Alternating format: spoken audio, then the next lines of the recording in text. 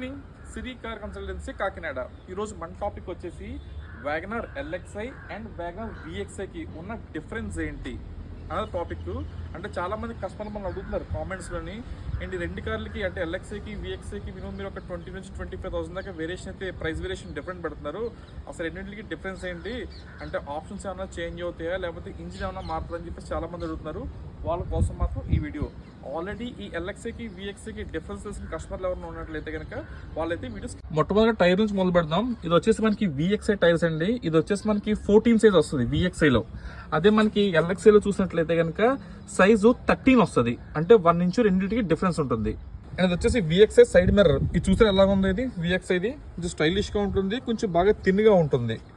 ఇది వచ్చేసి మనకి ఎల్ఎక్స్ఐ సైడ్ మిర్రర్. చూసారు ఎలా ఉంది, ఇది దీనికి డిఫరెన్స్. ఇది VXI variant Wagon R dash board చూడండి ఎంత నీట్గా స్టైలిష్గా ఉంటుందో. అలాగే ఆడియో సెట్ కూడా బై డిఫాల్ట్ వచ్చేస్తుంది. దానివల్ల లుక్ అనేది చాలా ఇంప్రూవ్ అవుతుంది. మనం ఎల్ఎక్స్ఐలో కంపేర్ చేసుకుంటే చూడండి డాష్ బోర్డ్ చూసారు కదా, ఇందాక విఎక్స్ఐకి దీనికి ఎంత డిఫరెన్స్ ఉందో మీరే ఈజీగా ఫైండ్ అవుట్ చేయొచ్చు. అలాగే నువ్వు స్క్రీన్ వేయించినట్టు కానీ జనరల్గా ఎల్ఎక్స్ఐ వర్షన్కి స్క్రీన్ రాదు. ఇలా సకానికి ఒక ఆడియో సెట్ వస్తుంది. అది కూడా మనం సపరేట్గా పర్చేస్ చేసి వేసుకోవాల్సి ఉంటుంది, తప్పించి కానీ బై డిఫాల్ట్ రాదు. అలాగే ఎల్ఎక్స్ఐకి 2 పవర్ విండోస్ ఉంటాయి. మనం విఎక్స్ఐతో కంపేర్ చేసుకుంటే దీనికి 4 పవర్ విండోస్ ఉంటాయి. అలాగే అవుటర్ మిర్రర్ సైడ్ మిర్రర్ని మనం ఇంటర్నల్గానే అడ్జస్ట్మెంట్ చేసుకునే ఫెసిలిటీ కూడా ఉంటుంది దీనివల్ల. సో ఆ రకంగా ఎల్ఎక్స్ఐకి విఎక్స్ఐ కంపేర్ చేసుకుంటే చాలా డిఫరెన్స్ ఉంటాయి. అది వ్యాగనర్ కావచ్చు, లేదా షిఫ్ట్ కార్ కావచ్చు, ఆల్టో కార్ కావచ్చు, డెఫినెట్గా వేరియేషన్స్ అయితే ఉంటాయి. ప్లస్ ఇంకోటి మాట్లాడడం ఏముందంటే దీనికి వచ్చేసి బ్యాక్ రేర్ డిఫాగర్ ఫెసిలిటీ ఉంటుంది. అలాగే బ్యాక్ వైపర్ కూడా వస్తుంది విఎక్స్ఐ వర్షన్కి. అదే మనం ఎల్ఎక్స్ఐ కంపేర్ చేసుకున్నాం అనుకోండి, దీనికి రేర్ డిఫాగర్ ఫెసిలిటీ ఉండదు, బ్యాక్ వైపర్ కూడా ఉండదు. ఇదండి మేజర్ డిఫరెన్స్ మనకి ఎల్ఎక్స్ఐకి విఎక్స్ఐకి. ఇంకోటి ఏముందంటే సెంటర్ లాక్ కూడా మనకి సెంటర్ లాక్ వచ్చేసి మనకి విఎక్స్ఐతో పాటు బై డిఫాల్ట్ వచ్చేస్తుంది.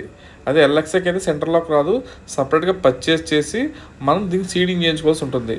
కాబట్టి ఏదైనా కొనే ముందే మీకు ఎన్ని ఆప్షన్స్ మీకు రిక్వైర్మెంట్ అన్నది ఆలోచించి తీసుకోండి. చూసారు కదండి, ఇన్ని డిఫరెన్స్ ఉండడం వల్ల మనకి ఎల్ఎక్స్ఐకి విఎక్స్ఐ వెర్షన్స్కి వచ్చేసి మినిమం 20 నుంచి 25,000 దాకా వేరియేషన్స్ ఉంటాయి. ఇదేంటి పాయింట్ 1. ఇంకో పాయింట్ 2 వచ్చేసి కొందరు అంటారు మేము ఎల్ఎక్స్ఐ వెహికల్ కొనుక్కున్నామండి, అది మీకు షిఫ్ట్ కార్ అవ్వచ్చు లేదా మారుతి వ్యాగనర్ కావచ్చు, ఏదైనా కావచ్చు, ఈ ఎల్ఎక్స్ఐ వెర్షన్ మేము విఎక్స్ఐగా మార్చేసేమండి అంటారు. అలా మార్చడానికి కుదరదు. ఇలా ఎక్స్ట్రాగా ఈ ఎలక్ట్రికల్ పార్ట్స్ని ఫిట్టింగ్ చేయడం వల్ల మీకు ఏదో షార్ట్ సర్క్యూట్ అయ్యి వెహికల్ కాలిపోయే అవకాశాలు కూడా చాలా ఉన్నాయి. ఈ మధ్యకాలం మీరు యూట్యూబ్లో కానీ ఇన్స్టాగ్రామ్ చూసినట్లయితే కనుక చాలా vehicles road side fire accidents అవుతున్నాయి. అది మెజారిటీ రీజన్ వచ్చేసి